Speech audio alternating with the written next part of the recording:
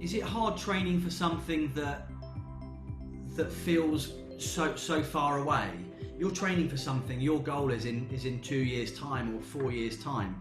Is that tough? Most people have goals from month to month or week to week. Yeah, you have to break it down. I guess I don't really know what you were talking about earlier. I don't understand most of it, but you're saying we want to achieve this much in terms of business in a year, so we're going to break it down. This is how much we want to achieve in a week. So that's the weekly goal, and it's kind of the same as what I'm doing in a way. I know kind of roughly across a year, I'm trying to average 30 hours plus of training in a year. And so if I'm going to average that across the year, what have I got to get up and average this week starting on Monday? And if Monday's an easy day and I've got bigger days around that, what's that look like today? So there is a long-term view of the goal of trying to be on the start line of the Olympics next year in the best possible shape, but you kind of break it down, exactly what that looks like, where and when, and then the question is, how do you motivate yourself to do it? Because that's tough. And I think there's a couple of things, for me, I think it becoming habitual and your lifestyle, you get up on a morning, you go swimming, like you guys go to work, you can't be sat there having your morning coffee thinking, do I or do I not fancy it today? Because you're not going to do it. And especially you're not going to do the third session of that day. So it has to be part of your life, it has to be kind of social and interesting, fun and dynamic and competitive. So training with other people. And then on the very occasional times when, it's raining outside and I am motivating myself to go training, that's what I think is kind of willpower, as it were. And you try and use that as least as you possibly can, because you've only got a certain bucket, a certain tolerance for it, and you're going to run out quite quick. And at that point, I start thinking, well, I need to do this because I want to be as fit as I can in this race at this point. And even then, it's probably not at the moment. I'm hopefully racing in 2 weeks in Valencia.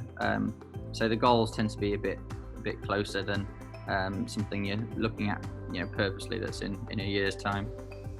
Does that make it harder, knowing that you could be training for something that may well get cancelled, or is it no, full pelt, blinkers on?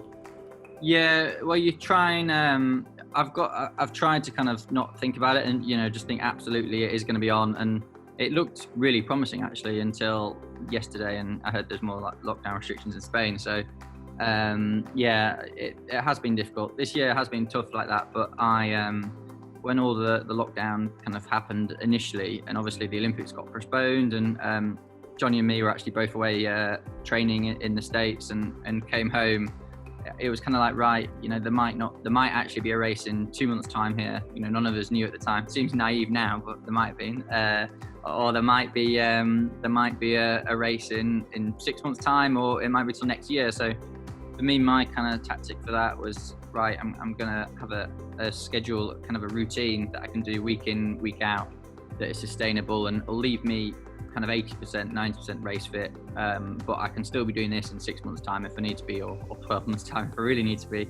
And that's what I was kind of trying to do, and that seemed to work okay. And I think a lot of like training, especially triathlon training, you're kind of training like to train, so that really you want 6 or 8 weeks before your biggest races, where you're training as hard as you possibly can. But obviously to do that, if I just laid on a beach drinking for the last couple of weeks and I started right this morning, I'm going to do these 8 weeks, I'd get 4 days in and I'd be injured and knackered, and it wouldn't work. So it's a long build up to be able to do that, the training that really matters, and that's kind of the position that I'm always trying to put myself in.